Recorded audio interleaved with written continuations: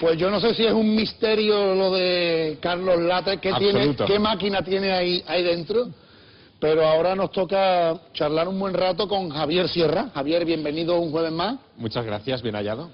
1:15, ya estamos en viernes, y yo voy a recordar siempre este jueves pasado porque he tenido el privilegio y el honor de haber presentado, hoy hemos presentado juntos en Sevilla, en el Auditorio de Tomares, el último libro de este gran escritor, de este gran periodista, de este gran investigador, y de, bueno, por ustedes porque lo ven vestido, pero un físico envidiable, Javier Sierra, que Javier, yo te voy a pedir que me dejes enseñarlo, este maestro del Prado, pero este maestro del Prado que nos cuenta, es tu maestro del Prado. Es mi maestro del Prado, efectivamente. Pero a través de este libro tú te conviertes en nuestro maestro del Prado. Sí, yo he querido con este libro quitarnos un poco el complejo de entrar en un museo y decir no sé la biografía de estos pintores, no conozco los detalles de la escuela a la que pertenecieron, en fin, estas cosas que nos enseñaban en el colegio, porque el arte de verdad, el arte del que yo hablo, el arte original, es un arte que no es para racionalizarlo, es para sentirlo, para experimentarlo. Vamos a intentar, obviamente, no desvelar nada del libro, pero dice Javier muy al principio que para encontrar la quinta esencia, utiliza este término, de algunas obras de arte, hay que tener una mente humilde. Absolutamente. Yo soy, tú lo sabes tú, yo soy el tío más humilde que hay en el mundo, vamos. Más humilde que yo, ¿qué cojones es más humilde que yo? Más humilde yo. Pues, ¿qué es esto de la mente humilde? Porque hay que tener la mente abierta. ¿Por qué no nos tenemos que conformar solamente con ver lo bonito o no bonito, lo que decora o no decora un cuadro? Pues porque la función primitiva del arte, la primera, para aquello para lo que se inventó el arte, era precisamente para emocionar, para sobrecoger, no en el sentido que decíais antes, ¿no?, sino en el sentido del estremecimiento. Fíjate que el arte aparece por primera vez hace unos 35.000 años más o menos, cuando nuestros antepasados comenzaron a pintar en las cavernas. En ese mismo tiempo es el momento en el que se entierran por primera vez los humanos, cuando hay un anhelo de religiosidad, cuando se crea la civilización. Y ese arte primero se pintaba en el fondo de las cavernas, es un lugar al que iban para tener casi experiencias místicas delante de aquellas pinturas. Los bisontes no son bisontes en las cavernas de Altamira, son almas de bisontes. Y yo he descubierto, paseando por el Museo del Prado, que hay cuadros como este, como el Jardín de las Delicias, que transmiten mucho más que simplemente colores, estética. Hay un misterio. Hay un misterio, Javier, y además hay unos mensajes. Pero no unos mensajes porque nos pongamos a rebuscar donde no lo hay. No hay que rebuscar. Sino porque obviamente los pintores pintaban las cosas queriendo transmitir, queriendo decir algo, y no es casualidad que un brazo esté señalando a un sitio, no es casualidad que en una composición aparezca un tipo de personaje. Vamos a pararnos, por ejemplo, en este Jardín de las Delicias, y vamos a poner un ejemplo, obviamente sin desvelar nada del libro, pero vamos a poner un ejemplo de qué es este cuadro, qué significa y qué creíamos que significaba. Bueno, lo que creíamos que significaba es una especie de advertencia sobre lo que nos puede pasar a la humanidad, ¿no? Primero, en el panel de la izquierda vemos la creación de Adán y Eva, a Dios Padre entre Adán y Eva, en medio del paraíso. El siguiente panel, el panel central, esta especie de gran orgía de personajes que danzan todos desnudos, que tienen relación entre ellos. ¡Qué agradable! Sí. Sería algo así como la corrupción de la carne, es decir, Adán y Eva se han multiplicado ya sobre la tierra y empiezan a tener en fin, cosas raras, ¿no?, alrededor, se empiezan a corromper. Y esta es la advertencia. La advertencia es el panel del infierno. Si esta corrupción continúa, llegaremos a esta situación que es la situación de la oscuridad, de las tinieblas. Esto es como la corrupción y las tinieblas, podemos decir que ahora mismo estamos en el marco este, ¿no?, en el trocito este ya. Bárcenas está aquí. En este huequito de medio. Exactamente ahí. Esto creíamos que era. Eso creíamos que era. Pero ahora empezamos de tu mano, de la mano de Javier Sierra, que a la vez tuvo a su maestro del Prado, aquí tienen a Luis Fobel, y nos hace cambiar de idea simplemente porque no nos conformamos con mirar, sino que empezamos a ver. Claro, el tema es que no sabíamos que Jerónimo Bosco, el pintor de esta composición en el 1500, pertenecía a una secta que se conocía como los adamitas o los hermanos del espíritu libre, que lo que pretendían básicamente es la reinstauración del paraíso sobre la tierra. Él practicaba junto con estos adamitas ceremonias completamente desnudo, dentro de cavernas, tratando de volver a imitar, a esos primeros padres en el paraíso. Aquí tenemos al Jerónimo Bosco, efectivamente. Intentaban como espiritualizar la erótica un poco, ¿no? Sí, bueno, un poco no, bastante. Le daban al cuerpo un sentido no nada sucio ni pecaminoso, sino totalmente natural. Bueno, ellos creían que las ropas y que la materia que tenemos encima en realidad era fruto de la corrupción. ¿Prefieres que a partir de este punto de la entrevista la hagamos desnudos, Javier? ¿Vamos? Por favor. De mí se lo esperaba, ¿te imaginas ahora mismo que iba con pelotilla? No. Bueno, el caso es que en el panel en el tríptico del Jardín de las Delicias, que ahora volveremos a ver, hay un detalle muy interesante. Si empezamos a leerlo por el infierno, en realidad lo que nos encontramos es el lugar actual. Este momento en el que estamos viviendo, según Bosco, era el infierno. Pero hay que empezar a leerlo al revés. Vamos a empezar por la derecha, lo que pensamos que era el infierno que llegará. Eso es, que y era ahora una profecía. Nos damos cuenta precisamente porque aparece el Bosco. Efectivamente, en este hombre árbol, que es muy característico del Bosco, el rostro del hombre árbol pertenece al pintor. Es decir, él se sitúa en su tiempo. Y este tiempo es un tiempo donde no hay apenas naturaleza, donde todo son, cosas de la vida cotidiana. Hay mesas de juego, hay instrumentos musicales, hay cosas de la vida cotidiana del Bosco, del tiempo del Bosco. Según esa interpretación contraria a la que nos han contado hasta la fecha, este panel no sería el de la corrupción de la carne, sino el del esfuerzo que hace esta humanidad del tiempo del Bosco por salir de esta corrupción, por avanzar hacia algo más espiritual. Serían ellos mismos, el Bosco y sus sectarios y sus adamitas, tratando de salir de este círculo malvado, ¿no? Y el panel final no sería nada ni Eva, sino el hombre y la mujer del futuro, lo que esperaríamos que aparecerá cuando nos hayamos purificado del todo. O sea, que no es un mensaje que vaya digamos que no, lo que nos indica no es que la cosa vaya a ir a peor, sino que hay que empezar por allí, y estos adamitas, bueno, ellos con su forma de pensar pensaban que esto iba a ir hasta que llegamos a este futuro, que es lo que parece ese paraíso, desde el que empieza el catolicismo y en el que vamos corrompiéndonos. Javier, después de leer este libro, que bueno, la verdad es que la lectura es apasionante. Es como una novela. Lo decía hoy en la presentación, digo, este libro nadie tiene excusa para no comprarlo, porque quien tenga una mente privilegiada va a encontrar verdaderas joyas, y quien no tenga una mente privilegiada tiene un montón de dibujitos. ¿Vale? O sea, todos estos cuadros que aparecen aquí vienen maravillosamente expuestos, con unos desplegables estupendos. Se van a hartar de conocer cuadros que, una vez que ya lo lees, Javier, como que es imposible no ver cosas que antes no veías. Bueno, antes parecía que era una virgen con un niño. Pero ahora te paras y dices, pero si es imposible no ver, estaba tan claro. Claro, es que la cuestión no solamente es ver el cuadro, sino saber para qué se usó el cuadro. Porque muchas veces no nos preguntamos por qué los artistas, por qué el Bosco, por ejemplo, dedicó 10 años a pintar esto. Y muchos tampoco sabíamos que Felipe II, en septiembre de 1598, cuando estaba agonizando en el monasterio del Escorial, pidió morir delante de esta tabla.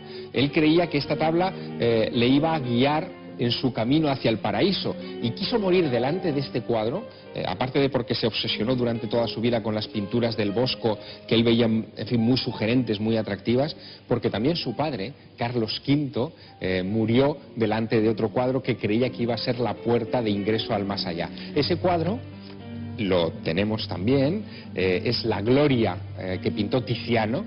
Se pinta cuando ya Tiziano está muy mayor y Carlos V está a punto de irse al exilio en Yuste.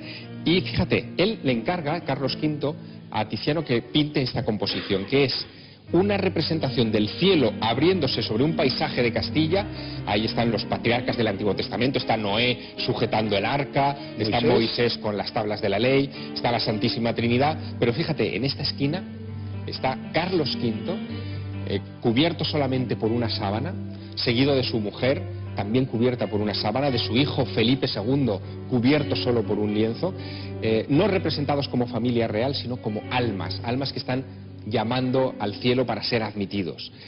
Carlos V muere también contemplando esta composición, este cuadro. Carlos V muere con la gloria. Obsesionado con la gloria y pensando que la gloria era lo que le iba a abrir el camino al más allá. Felipe II muere con el jardín de las delicias. Ya, vamos, esto con mi madre dice, en mi casa no entra un cuadro más, te lo digo ya.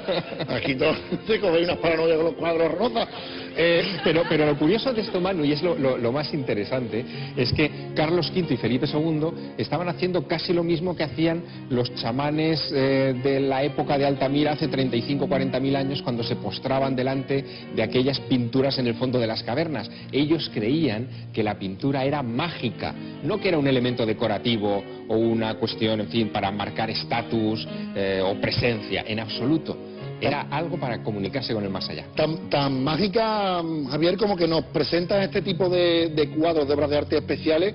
Se le da muchas veces el tratamiento, como en otra novela tú ya hablabas de esas puertas templarias, como una puerta entre un mundo y otro, ¿no? Así es. Son muchos los mensajes que encierran los cuadros del Prado. Esto, te preguntaba yo, ¿es una novela, es una guía del Prado, es un ensayo, es una autobiografía? Bueno, tiene un poco de todo, es verdad, porque el libro parte de un hecho que me pasó a mí, ¿no? Cuando yo recién... Javier Sierra es el protagonista de esta novela. Sí, el primero que aparece ahí soy yo, ¿no? También yo soy muy humilde, ¿no? Para estas cosas, como tú.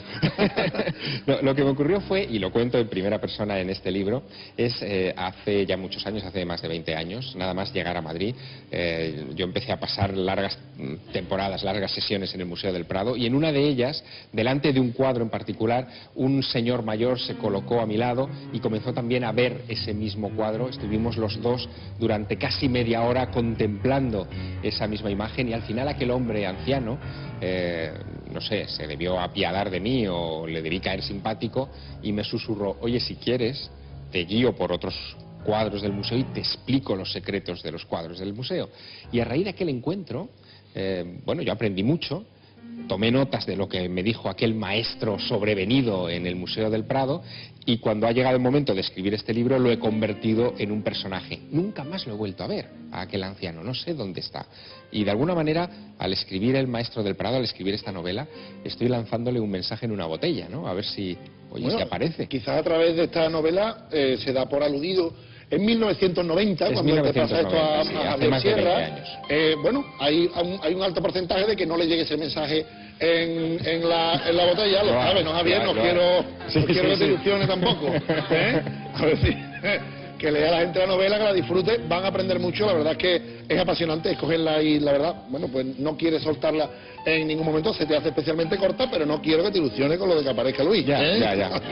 Me hago la idea. Javier, bromas aparte, que además te agradezco que me las permita, todo esto empieza en La Perla.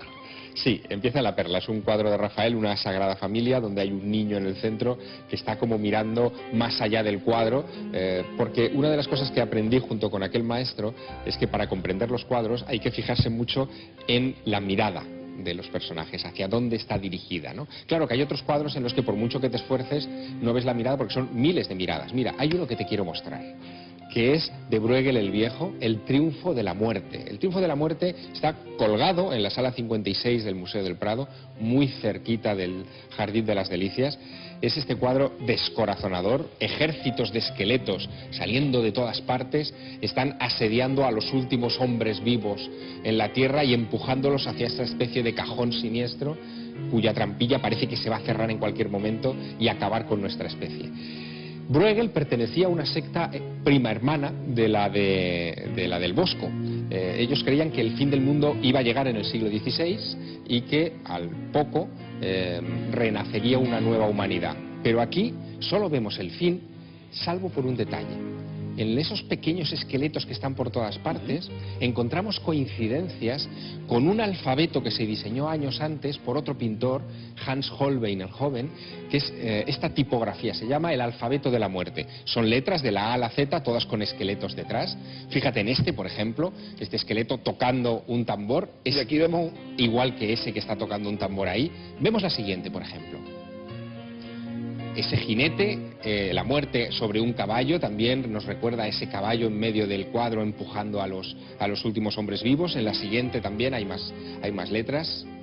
Entonces, Javier, entiendo que en este cuadro... hay letras disfrazadas. Hay letras disfrazadas, no solamente Exacto, tomadas de aquí. No solamente son esqueletos, sino que hacen referencia a un alfabeto. Y vemos, esto es un ejemplo claro, porque aparece algo que tiene sentido. Cuando hacemos el cambio de los esqueletos por las letras, aparece un mensaje.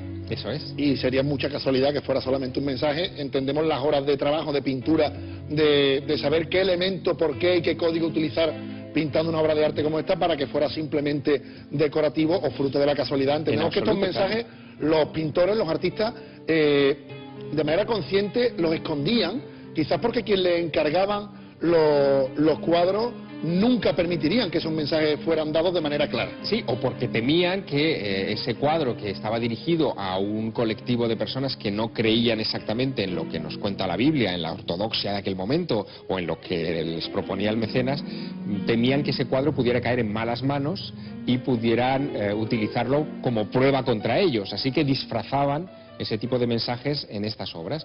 Lo que pasa es que dejaron pistas en sus cuadernos de notas, en la tradición. Por ejemplo, este cuadro de Bruegel fue copiado una y mil veces por sus hijos, por sus descendientes, y esos hijos sabían estos detalles y nos los insinuaron en algún momento.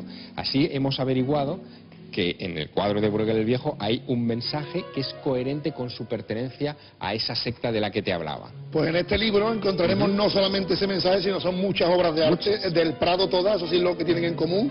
Por eso ese maestro del Prado, ese Luis Fauvel, nunca sé si es Fauvel o Fauvel, como Fauvel, vale, pues Luis Fauvel, por si nos está escuchando Luis, ponte en contacto con nosotros. No vamos a desvelar nada más de este libro, seguiremos hablando no solamente del libro, no solamente del Prado, sino de muchas de las obras de arte, porque la verdad es que es apasionante. Javier, tú tienes a tu Luis Fauvel, que es tu maestro del Prado, y nosotros tenemos a ti. Dime que vas a estar dándonos clase un montón de tiempo más. ¿Te veo el jueves que viene? El tiempo que tú quieras. Pues señores, vénganse conmigo ahora con nuestra damita particular, con nuestra Valerita So, Javier Sierra. Denle un aplauso.